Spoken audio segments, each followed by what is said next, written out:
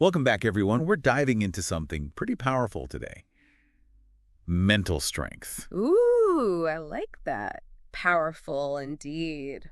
And to guide us, we've got Amy Morin's book, 13 Things Mentally Strong People Don't Do. Great choice. It's such a practical guide, not just theory, but real strategies. Exactly. So we'll be pulling out those key habits Morin talks about. And try to get to the heart of why they matter so much. But not just like surface level. Oh, we're going deep. Deep dive, I love it. Got to live up to the name, right?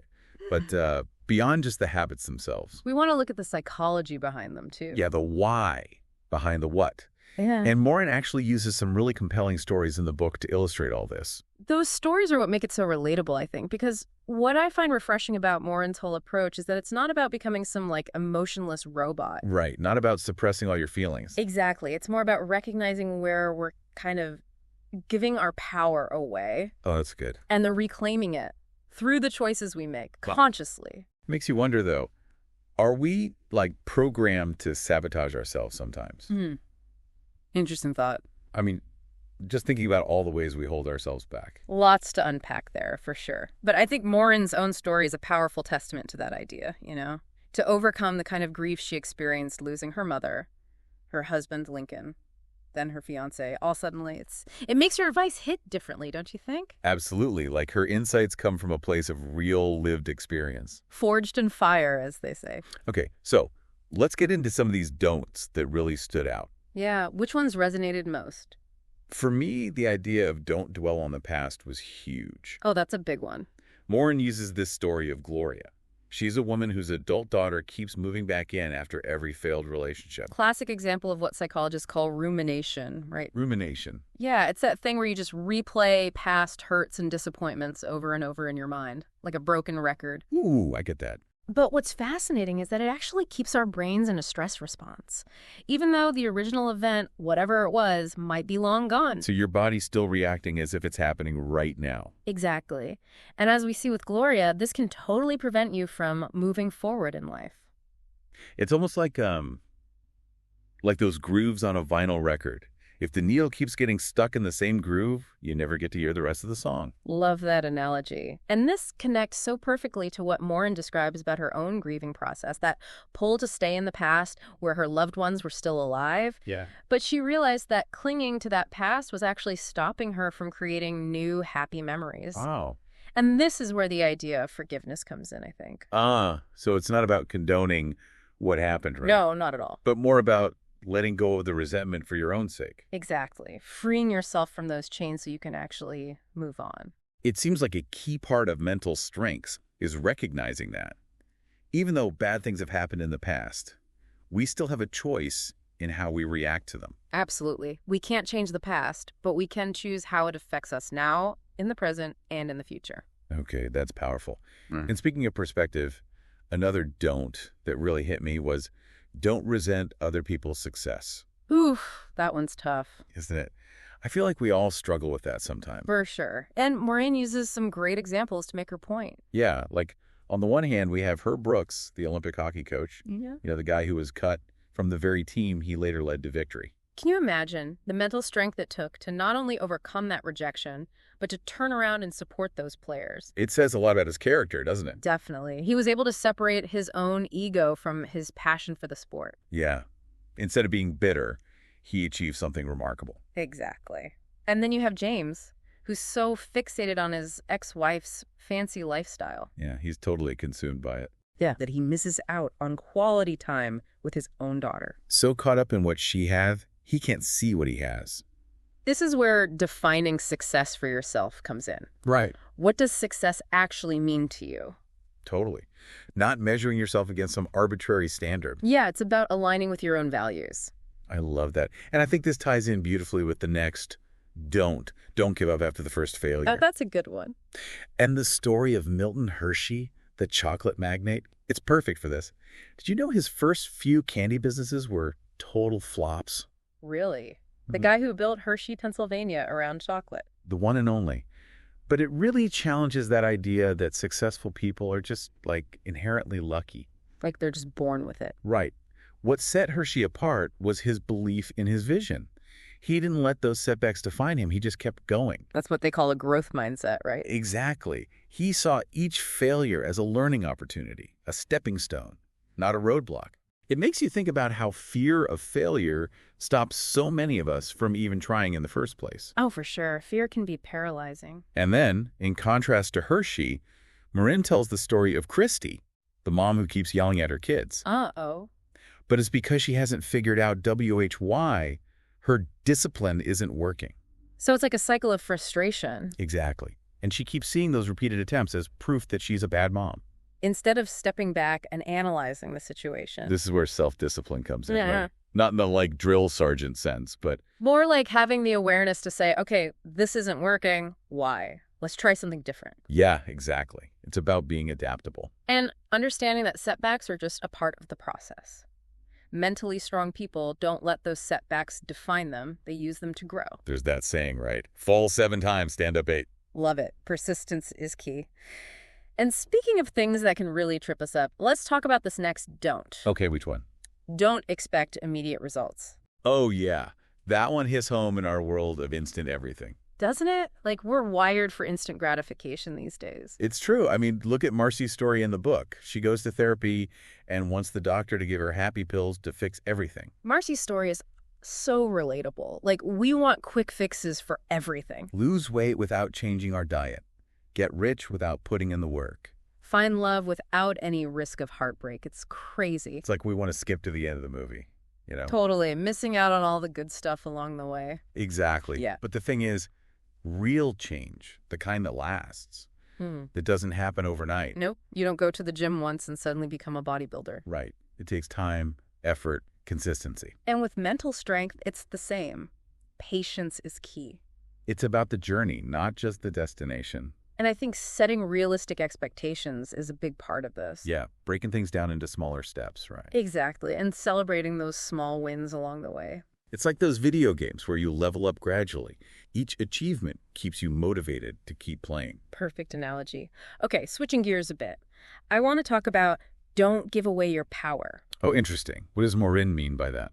It's about not overcommitting, not people-pleasing, not letting others dictate how you spend your time and energy. I see. Like setting boundaries. Exactly. And Morin uses Lauren's story to illustrate this. Lauren is constantly trying to please her overbearing mother-in-law, Jackie. Oh, I remember Jackie. Popping in unannounced, criticizing Lauren's parenting. The whole 9 yards. But what's interesting is that Lauren thinks being nice means putting up with all that. She's afraid to set boundaries, huh? Terrified of being seen as disrespectful. But as we see in the story, all that people-pleasing actually backfires. How so? Lauren starts resenting Jackie, and that resentment affects her relationships with her husband, her kids, everyone. It's like it poisons everything. Exactly. And this is where healthy boundaries are crucial. It's not about being mean, right? No, it's about protecting your own well-being. Having the courage to say no sometimes. Even if it disappoints someone. Even then.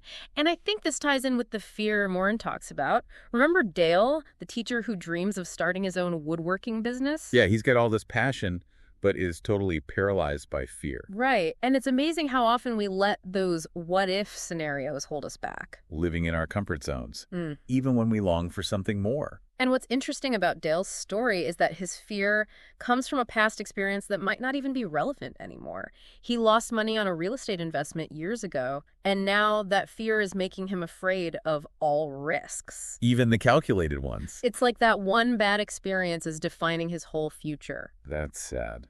But I guess it's pretty common, too.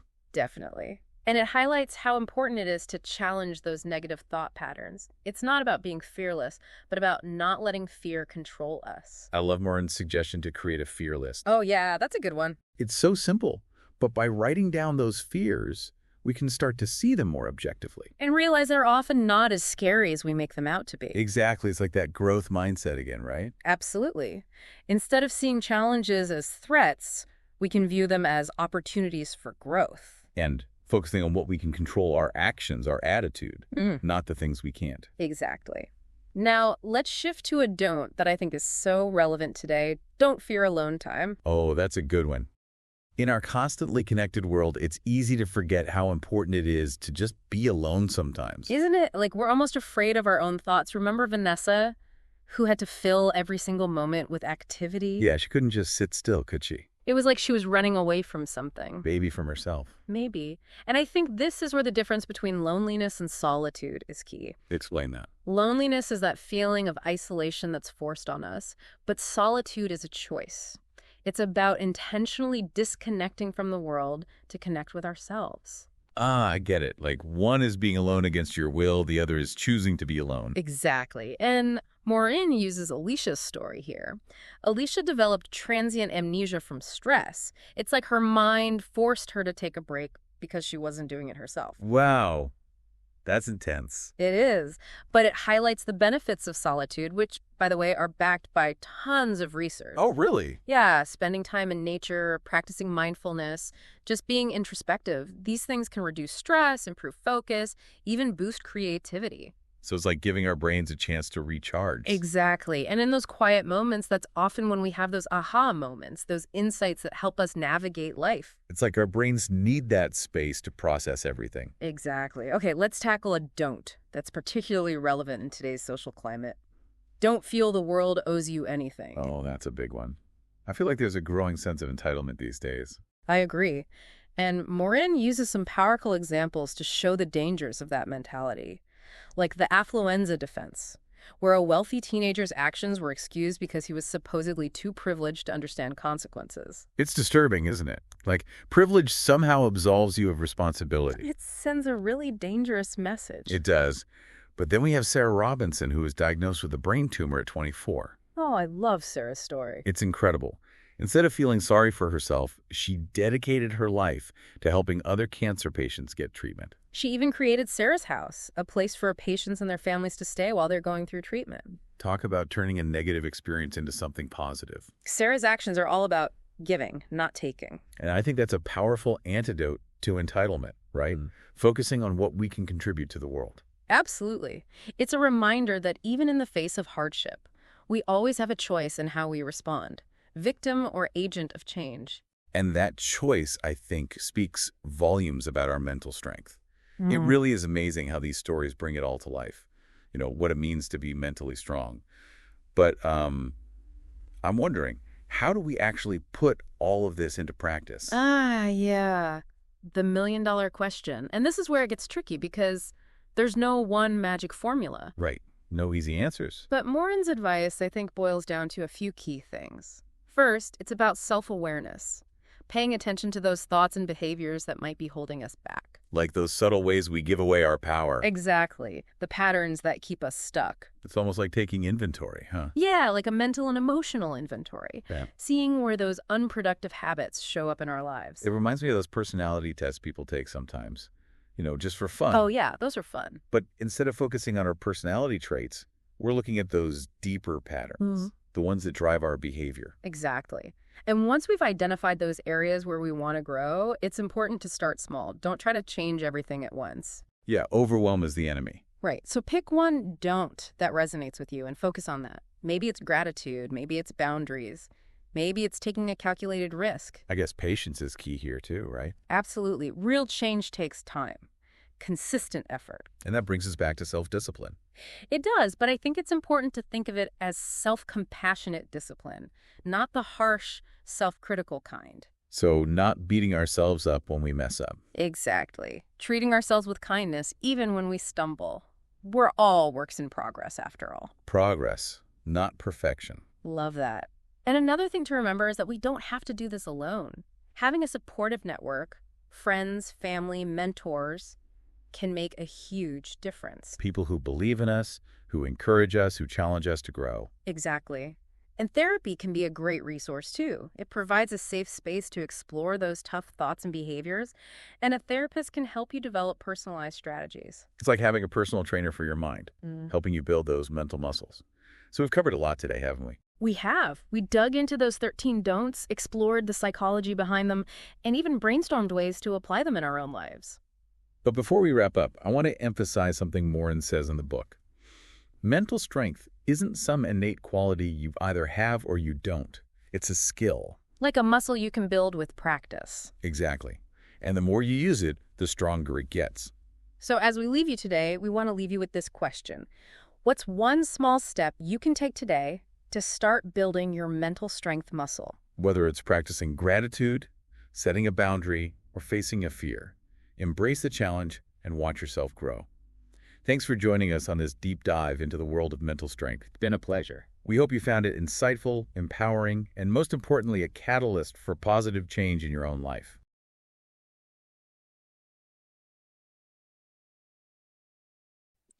Hey, if you made it to the end of the video, thanks so much for listening. If you want to get the book for yourself, use the link in the description. If you're looking to level up your income, schedule a one-on-one with me to see if what I do might be right for you. Remember, like if you like the content and share so we can all become more book buff and life smart.